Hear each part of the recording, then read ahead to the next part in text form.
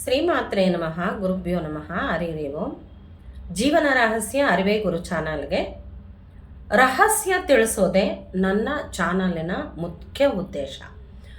ಪ್ರತಿಯೊಂದರಲ್ಲೂ ನಿಮಗೆ ಅಬ್ಸರ್ವ್ ಮಾಡದೇ ಇರೋಂಥ ನೋಡಿ, ಒಂದು ಕ್ಯಾಲೆಂಡ್ರು, ಹೊಸ ವರ್ಷದ ಕ್ಯಾಲೆಂಡ್ರು ನಾವು ಮುಂಚಿತವಾಗಿ ತರ್ತೀವಿ. ಬರೋ ವರ್ಷದ್ದು ನಮಗೆ ಈ ವರ್ಷ ಡಿಸೆಂಬರಲ್ಲೇ ನಮಗೆ ಗಿಫ್ಟಾಗಿ ಬರುತ್ತೆ. ಅದನ್ನು ನಾವು ನೋಡಿ ಶಬಾದಿ ಮಠ ಅಂತ ಶಬಾದಿ ಮಠ ಪರ್ಚೇಸ್ ಮಾಡ್ತಿರ್ತಾರೆ. ಅವರುಗಳು ಮಠ ಸಂದರ್ಶನ ಮಾಡೋಂಥವ್ರು ಇರ್ತಾರೆ. ಇಲ್ಲ, ಇವತ್ತು ನೀವು ಸುಮ್ಮನೆ ಪರ್ಚೇಸ್ ಮಾಡ್ತಾ ಇರ್ಬೋದು. ಆದರೆ ನಿಮ್ಮ ಮುಂದಿನ ಪೀಳಿಗೆ, ನಿಮ್ಮ ಜೀವನ ಆ ಮಠದಲ್ಲಿ ನಿಮಗೆ ಒಂದು ಮಠದಲ್ಲಿ ಇರೋಂಥದ್ದು, ಮಠ ದರ್ಶನ ಮಾಡೋಂಥದ್ದು, ಮಠಪತಿಗಳು ನಿಮ್ಮ ಮನೆಗೆ ಬರೋಂಥದ್ದು, ಇಂಥ ಒಂದು ಶುಭ ಸೂಚನೆ ನಿಮಗೆ ಕಂಡು ಬರ್ಬೋದು.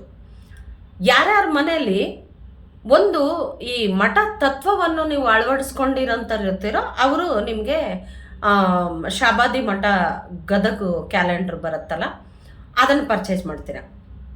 ಕಾಲ ನಿರ್ಣಯ, ಎಲ್ಲ ಕಾಲ ನಿರ್ಣಯ ಬಂತು. ಫಸ್ಟ್ ಎಲ್ಲ ಕಾಲನೇ ಇಲ್ಲಿ ನಿರ್ಣಯ ಆಗುತ್ತೆ ಅಂತ ಹೇಳಿಬಿಟ್ಟು ಕಾಲ ನಿರ್ಣಯ ಕ್ಯಾಲೆಂಡರ್ಗಳು ತುಂಬ ಬಂತು. ಈ ಕೊರೋನಾ ಬರೋಕ್ಕೆ ಮುಂಚೆ ಇದೆಲ್ಲ ಜಗತ್ತಿಗೆ ನಾವು ಯಾವ ಕ್ಯಾಲೆಂಡ್ರು ಇದಾಗುತ್ತೆ ನೋಡು. ಎಲ್ಲರೂ ಮುಡಿಯಲ್ಲಿ ಮಲ್ಲಿಗೆನೇ ಒಂದು ಈ ಇಯರ್ ಈ ಮಲ್ಲಿಗೆ ಕ್ಯಾಲೆಂಡ್ರು ನೀವು ಡೇಟ್ ನೋಡಿ, ನಿಮ್ಮ ಡೇಟನ್ನ ನೀವು ಪಾಸ್ ಮಾಡ್ಕೊಂಡು ಹೋಗಿ ಅಂತಂದು ನಮ್ಗೆ ಹಳೇದಿರಬಾರ್ದು ಅಂತಾರೆ. ಕ್ಯಾಲೆಂಡ್ರನ್ನ ನೀವು ಕಳೆದೋಗಿರೋ ಕ್ಯಾಲೆಂಡರ್ ಇಟ್ಕೋಬಾರ್ದು ಅಂತ ಹೇಳ್ತಾರೆ. ಎಲ್ಲದಕ್ಕೂ ಕಾರಣ ಇರುತ್ತೆ. ಒಂದಿಷ್ಟು ಅಬ್ಸರ್ವ್ ಮಾಡಿ.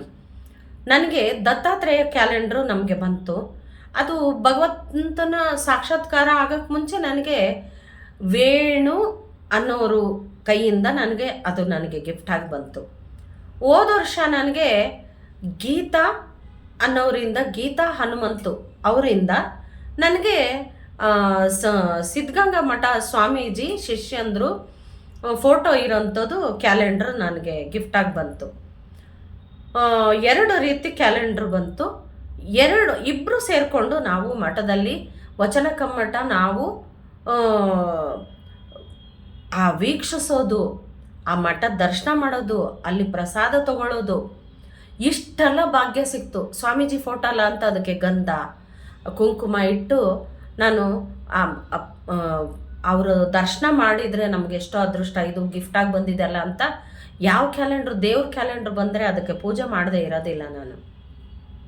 ಪ್ರತಿ ಕ್ಯಾಲೆಂಡ್ರಿಗೂ ನಾವು ವರ್ಷ ನಾವು ಅದರಲ್ಲೂ ದೇವ್ರುಗಳು ಕಾಣಿಸ್ತೀವಿ. ಒಂದೊಂದು ತಿಂಗಳಿಗೆ ಒಂದೊಂದು ದೇವರು ನಮಗೆ ಪ್ರತ್ಯಕ್ಷ ಆಗ್ತಾರಲ್ಲ, ಆ ರೀತಿ ಕರೆಕ್ಟಾಗಿ ಅಲ್ಲಿ ದೇವ್ರು ಕಾಣುತ್ತೆ.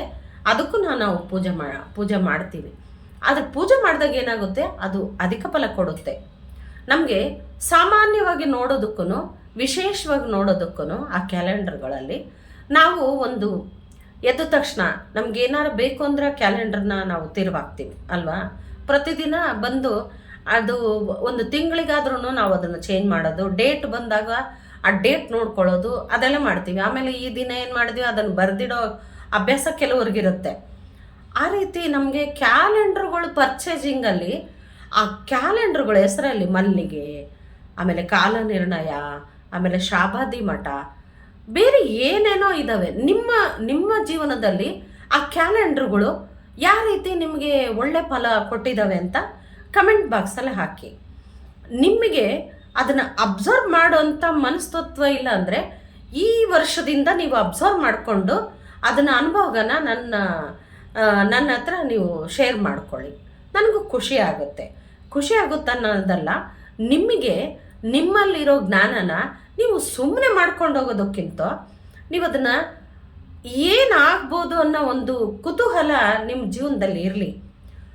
ಒಡವೆ ಬುಕ್ ಬರುತ್ತೆ, ಆಮೇಲೆ ಇನ್ನೊಂದು ಯಾರೋ ಗುರುಗಳು ಬುಕ್ ಬರುತ್ತೆ ನಿಮ್ಮ ಮನೆಗೆ. ಆ ಬುಕ್ಕನ್ನ ದೇವ್ರ ಮನೇಲಿಟ್ಟು ಪೂಜೆ ಮಾಡಿರಿ. ಅದು ನಿಮಗೆ ಒಳ್ಳೆ ಫಲಿತ ಸಿಗುತ್ತೆ. ನಿಮಗೆ ಅದನ್ನು ಆ ದೇವಸ್ಥಾನದಲ್ಲಿ ಇಟ್ಟಾಗ ನಿಮಗೆ ಯಾರಾದರೂ ಒಂದು ದೇವಸ್ಥಾನಕ್ಕೆ ಉಂಡಿಗೆ ದುಡ್ಡು ಹಾಕಿರ್ತೀರ, ಅದೊಂದು ಸ್ಲಿಪ್ ಕೊಡ್ತಾರೆ. ಆ ಸ್ಲಿಪ್ಪನ್ನು ದೇವ್ರ ಹಿಂದೆ ಫೋಟೋದ ಹಿಂದೆ ಇಲ್ಲ ದೇವ್ರದ್ದು ಅಂತ ಬುಕ್ಕು ಫೈಲು ಇನ್ನಂಥದ್ದು ಎಲ್ಲ ಒಂದು ಹತ್ರ ಇಟ್ಟು ಪೂಜೆ ಮಾಡ್ತಾ ಹೋಗಿ, ಅದು ನಿಮಗೆ ಒಳ್ಳೆ ಫಲ ಸಿಗುತ್ತೆ. ಕಾಶಿ ಯಾತ್ರೆಗೆ ಹೋಗಿ ಒಂದು ದಾರ ತಂದು ಕೊಟ್ರೆ ಆ ದಾರ ಕಟ್ಕೊಳ್ತಿದ್ದಿದ್ದು ಕಾಲ ಇದೆಯಲ್ಲ, ಆ ದಾರ ಧರಿಸೋದ್ರಿಂದ ಮುಂದೊಂದು ದಿನ ಕಾಶಿಗೆ ಹೋಗ್ತೀವಿ ಅಂತಂದು ಹೇಳ್ಬಿಟ್ಟು ಅದು ಸಂಕಲ್ಪ ಈ ದಿನ ಮಾಡ್ದಂಗೆ, ಅದು ಗೊತ್ತಾ? ಅಷ್ಟೆಲ್ಲ ಅರ್ಥ ಅಡಗಿದೆ. ಪ್ರತಿ ಪೇಪರು, ಪ್ರತಿ ವಸ್ತುನು ನಿಮಗೆ ಗಿಫ್ಟಾಗಿ ಬಂದಿರೋದನ್ನ ಅದನ್ನು ದೇವಸ್ಥಾನದಲ್ಲಿಟ್ಟು ಪೂಜೆ ಮಾಡಿ. ಅದು ನಿಮಗೆ ವರವಾಗಿ ಪರಿಣಮಿಸುತ್ತೆ ರೀ ಅದು. ಇದನ್ನ ನೀವು ಅಬ್ಸರ್ವ್ ಮಾಡ್ತೀರಾ ಅಂತ ತಿಳಿದು ಲೋಕ ಸಮಸ್ತ ಸುಖಿನೋ ಭವಂತು, ಸನ್ಮಂಗಳಾದಿ ಭವಂತು.